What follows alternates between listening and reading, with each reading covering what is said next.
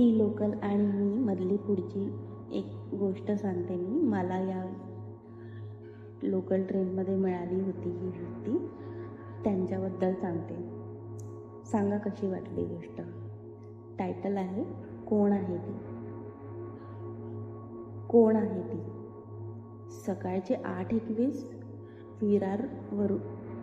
सकाळचे 8:21 झाले होते. विरारहून चर्चगेटकडे जाणारी फास्ट लोकल प्लॅटफॉर्मवर येताच गर्दीने उसळी मारली.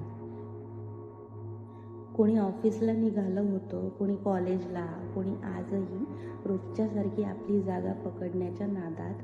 त्या सगळ्यांच्या मध्ये ती होती रेशीम साडी नेसलेली, डोळ्यात काळजी वाचणारी, पण चेहऱ्यावर एक घट्ट हास्य लावलेली.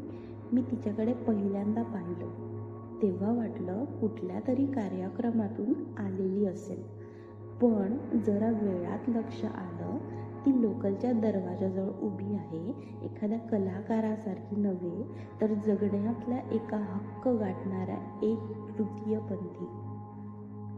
ती लोकलच्या दरवाजाजवळ उभी होती आणि गाणं म्हणत होती. ये जिंदगी उसी की है जो किसी का हो गया, प्यार ही में खो गया.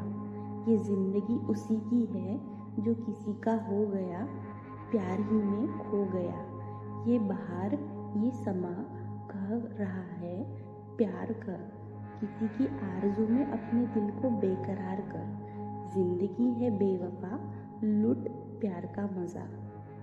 गाण्याच्या ओळीत एक वेदना होती, पण आवाजात आत्मविश्वास.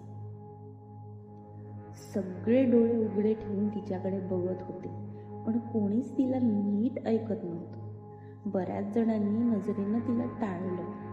ती एकेकाजवळ गेली. काही जणांनी तिला नाणं दिलं, काहींनी तोंड वळवलं. मी मात्र तिला निरखून बघत होतो. का माहीत नाही, पण तिच्या डोळ्यात एक गोष्ट दडली होती. सांगायची, पण कोणी ऐकत नव्हतं. मी सहज विचारलं, ताई नाव काय तुमचं? ती हसली. आवाज शांत होता. सर्वांना माहीत असतं मी कोण आहे, पण नाव विचारल्यावर गोंधळतात. मग स्वतःच म्हणाली, माझं नाव आहे गौरी. मी विचारलं, गौरी छान नाव आहे.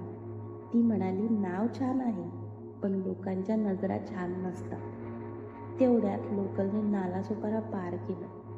गर्दी वाढत होती, पण मी तिला बोलण्याची संधी दिली. मी म्हणाली,